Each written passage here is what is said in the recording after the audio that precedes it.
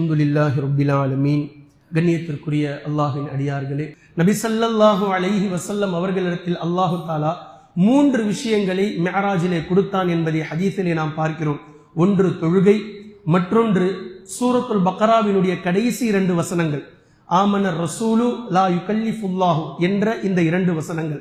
அதே போன்று இணை வைக்காத சமூகத்திற்கு என் புறத்திலிருந்து மன்னிப்பு என்ற சுப செய்தியும் அல்லாஹு தாலா இந்த 3ஐயும் அல்லாஹு தாலா மிஅராஜிலே நபி ஸல்லல்லாஹு அலைஹி வஸல்லம் அவர்களிடத்தில் கொடுத்ததை நாம் பார்க்கிறோம். இந்த 3இல் முதல் 2ஐ முதலில் நினைத்து பாருங்கள்.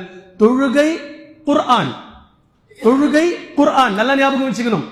ஆமனர் ரசூலு சூரத்துல் பக்ராவினுடைய கடைசி 2 வசனம்னா அந்த 2 வசனத்தை மட்டுமே பார்த்துக்கிட்டு இருக்க கூடாது. அந்த 2 வசனங்களை இன்ஷா அல்லாஹ் நீங்கள் வீட்டில் சென்று படித்து பாருங்கள். கிட்டத்தட்ட சூரத்துல் ஃபாத்திஹாவிற்கு ஒப்பாக இருப்பதை நீங்கள் காண்பீர்கள்.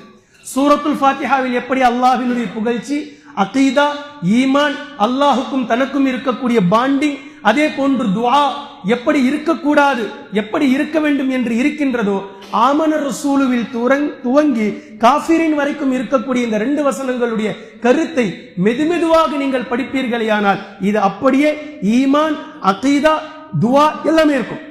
இது ஒட்டுமொத்தத்தையும் நீங்கள் பார்க்கலாம். இந்த 2 தொழுகை, குர்ஆன், இந்த 2ஐ கொண்டு அல்லாஹு தஆலா நமக்கு சொல்லக்கூடிய ஒரு அழகான மெசேஜ் என்னவென்றால், பூமிக்கு செல்லுங்கள் நபியே, குர்ஆனை நீங்கள் நிலைநாட்டுங்கள் தொழுகையின் மூலம். இந்த தீன் தான் குர்ஆன்.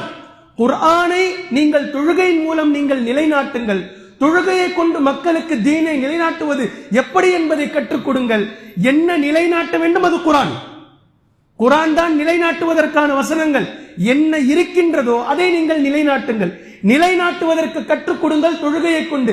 இந்த 2ஐயும் நீங்கள் ஒரு சேர புரியும்படி சரியான முறையில் இந்த தீனை நீங்கள் எடுத்து வைத்துக் கொண்டே இருந்தால் அல்லாஹ்வின் புறத்திலிருந்து கிடைக்கப் பெறுகின்ற மிகப்பெரிய பரிசு அவனுடைய மன்னிப்பு. 3வது விஷயம்.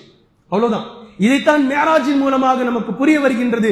எனவே கண்ணியத்திற்குரிய அல்லாஹ்வின் அடியார்களே, தொழுகை மற்றும் குர்ஆனை கொண்டு இந்த உலகத்தில் தீனுடைய நடையை நாம் போடுவோம். இன்ஷா அல்லாஹ் அல்லாஹ்வின் புறத்தில் இருந்து நமக்கு மன்னிப்பு காத்திருக்கின்றது.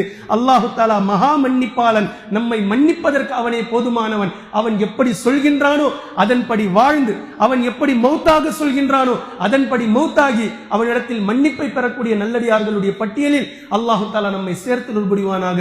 அஊது பில்லாஹி மினஷ் ஷைத்தானிர் ரஜீம். பிஸ்மில்லாஹிர் ரஹ்மானிர் ரஹீம். இன்னல்லாஹ யஅமுரு பில் அத்லி வல் இஹ்சான் வ ஈதாஇ தில் குர்பா வ யன்ஹா அனில் ஃபஹ்ஷாஇ வல் முன்கரி வல் பகி யஇதுக்கும் லஅல்லக்கும் ததக்கரூன். உذ்குருல்லாஹ யذ்குருக்கும் வதுஊஹு யஸ்தஜிப் லக்கும் வல்லாஹு யஅலமு மா